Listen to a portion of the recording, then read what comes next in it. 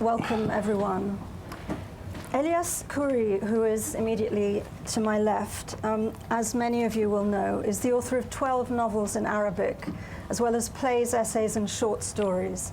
Yalo, which was recently published by MacLehose Press and was first published in Arabic in 2002, is out now in a translation by Humphrey Davis. Its setting is a prison outside Beirut in the early 1990s. As Daniel, nicknamed Yalo, is repeatedly tortured and interrogated to confess to robbery, rape, and being part of a gang of Israeli agents planting explosives, his interrogator forces him into repeated attempts to right his life. In the novel, he relates his joining a barracks during the civil war in Beirut, deserting to Paris, being picked up by a Lebanese arms dealer to become a security guard, as well as his affair with his boss's wife, and later career, possibly, if we're to believe his accounts, as a robber, voyeur, and rapist. But falling in love with one of his victims may have led to her denouncing him and to his arrest. My novel is using the memory and is using the historical memory, let's say, in the context of the present. That is, the context of the past is not there. What is there is the life of this man and his experience. Mainly, he was obliged to remember the past because he was obliged to write his life story. This is a technique, which is a very bizarre technique, but which is used in Arabic prisons. Unfortunately, this is used in Arabic prisons under these beautiful dictators that are governing us since eternity. And unfortunately, it seems they are going to govern us because their sons will govern us. And so we have to be prepared. We have to be prepared. We have to be prepared. No, we have the taste of it with our Syrian brothers, and you British have the taste of it with the son of our Syrian brothers, I said. And you British, they are our brothers. And you British were tasting it through the Qaddafi, the son, Saif al-Islam, and Egypt, of course. He went to Washington, the president of Egypt, for one reason, which everybody knows. Now, so he was, and this technique actually is meant to destroy the psyche of the prisoner. Because besides torturing, which is used also in a very savage way, they oblige the prisoner, they give him papers and they oblige him to write his life story. And anything he will write will not satisfy them. They will go on torturing him, which means remembering is a way to kill you. So in the situation of Yalo, who was, of course, a victim and a victimizer, who was the outcome of the civil war, who was actually, he fought with the fascists, so I didn't have any reason to identify with him because I fought against these guys when I was young. He is pushed through torture to confess things he didn't do. And in that, he will discover that also through writing, which is destroying him, he can reconstruct his personality. Bahaa Taher won the inaugural International Prize for Arabic Fiction, dubbed the Arabic Booker, for Sunset Oasis, his 6th novel.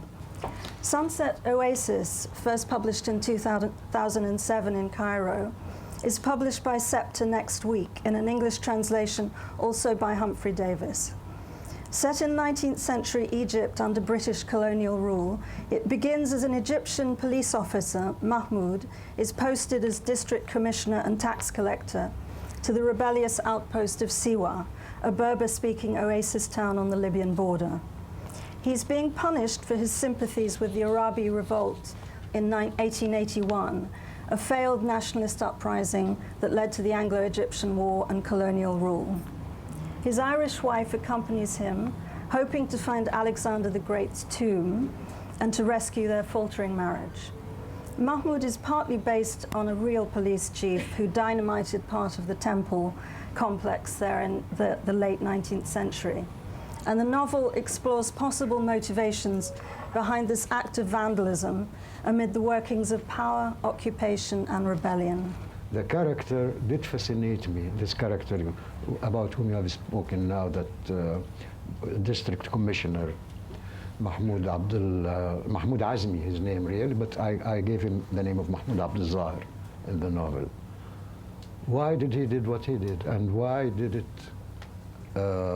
he left an everlasting impact on the Oasis, but why? And why did his wife, Catherine, follow him to this dangerous place, which was already known that it was dangerous since two of his predecessors were murdered in the Oasis. And this why led me, of course I had to read a lot of history, and reading in history brought me back Alexander the Great, who had a very close relation with this oasis, since he was declared God there by the Egyptian priests of the god Ammon. He was declared the son of god Ammon there in Siwa. And in his last testimony, he asked to be buried there in Siwa. So that's how history came. I mean, I didn't intend it to be like that, but it happened something after the other. And I think that after all, it is not a historical novel. After all, it's not a historical novel. It's a kind of search in the human soul. It happens that this takes place in a historical period in the 19th century, but actually it can happen anytime.